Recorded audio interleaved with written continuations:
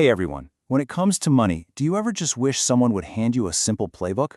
A clear set of rules to help you make those big decisions without all the stress and the noise? Well, that's exactly what we're doing today. We are breaking down 6 powerful, super easy to remember rules of thumb that are designed to help you build a rich life, whatever that means to you. Okay, let's jump right in. How much should I really be spending on a car? Can I actually afford to buy a house? Where do I even start with investing? Look, the sheer amount of advice out there can feel, well, paralyzing. But what if you had a simple, clear financial toolkit? A set of go-to rules for life's biggest money moments? That's the toolkit we're going to build together, right now. So here's our game plan. First, we're going to lay the foundation with rules for your biggest buys. Then, we'll build the protective walls of your financial house with a rock-solid safety net. Once we're all secure, we'll raise the roof by making your money grow. And finally, we'll get everything in order inside by mastering our daily spending. Sound good? Let's get to it. All right, first up, let's tackle the 2 purchases that can literally make or break your entire financial future, your car and your home. Getting these right isn't just about a single transaction. It's the very first and maybe most important step towards financial freedom. So, you're thinking about a new car? Before you get totally swept away by that new car smell, just remember this simple rule, 20-4-10. First, you're going to put down at least 20% up front. This shows you've got the discipline to save, and it really cuts down your loan. Next, finance it for no more than 4 years. And finally, and listen, this one is crucial, make sure your monthly car payment, your EMI, is no more than 10% of your monthly take-home pay. Now, here's what's so brilliant about this slide. It gives you an amazing shortcut. Just aim for a car that costs no more than 50% of your annual income. Let's take a look at Rishab, who earns 12 lakhs a year. His max car budget? 6 lakhs. A 20% down payment is 1.2 lakhs. Over 4 years, his payment is about 11,900 rupees a month. Now, that's just about 12% of his monthly income, super close to our 10% target.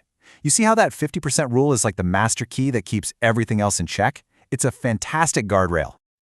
Okay, let's get to the big one, buying a home. This can be a really emotional decision, but this rule, 3-20-30-40, is designed to ground it in solid financial logic. So the price of the home should be no more than 3 times your annual income.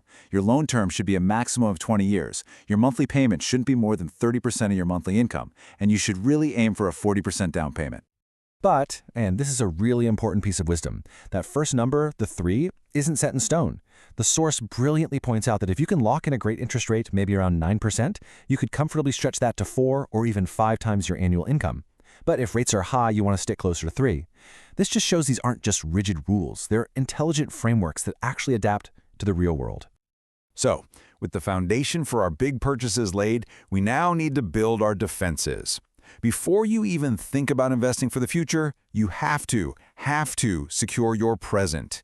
This is all about building a financial fortress to protect you and your family from, life's unexpected curveballs.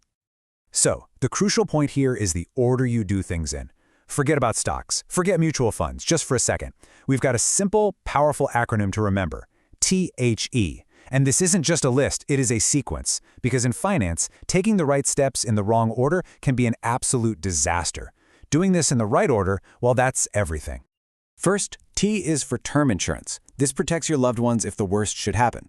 Second, H is for health insurance. This protects you from being financially wiped out by a medical crisis. And only after those 2 shields are firmly in place do you move to E, building your emergency fund. This is your cash cushion for a job loss or any other major unexpected expense. Now you're probably wondering, how much term insurance do I actually need? A really solid rule of thumb is a minimum of 10 to 15 times your annual income. And if you have big debts like a home loan, you should add that amount right on top of your cover. This makes sure your family can not only keep their lifestyle, but also clear all the debts. And what about that all-important emergency fund? The goal here is to have at least 6 months' worth of your essential living expenses just tucked away in an easy-to-access savings account. This is the money that lets you sleep at night, knowing you can handle a storm without having to panic. All right, your defenses are up, your fortress is secure. Now that you've protected your present, it is time to build your future. This is where we shift from defense to offense. Let's talk about making your money work for you and creating some real long-term wealth. Ever wonder how long it actually takes to double your money? Well, there's a beautifully simple formula for that. It's called the Rule of 72. Just divide 72 by your expected annual rate of return. As you can see on this chart, at an 8% return from a fixed deposit, it takes 9 years. But at 15%, which is a pretty reasonable long-term average for stocks, your money doubles in less than 5 years. That, my friends, is the magic of compounding. So how should you invest your money? A classic rule of thumb is the 100 minus your age rule for asset allocation. So if you're 25, you subtract 25 from 100, which gives you 75. This suggests you could put up to 75% of your portfolio in higher risk, higher reward assets like stocks, also known as equities, and the other 25% in safer options like bonds. Now, let's fast forward a decade. At age 35, the rule suggests it's time to dial back the risk just a little bit. 100 minus 35 is 65. So your stock exposure might drop to 65%, with 35% in safer assets. It's such a simple, elegant principle that helps you automatically reduce your risk as you get closer to your financial goals. We've covered the big picture stuff, major purchases, long-term investments. But you know what they say? Wealth isn't built in grand gestures, it's built in daily discipline.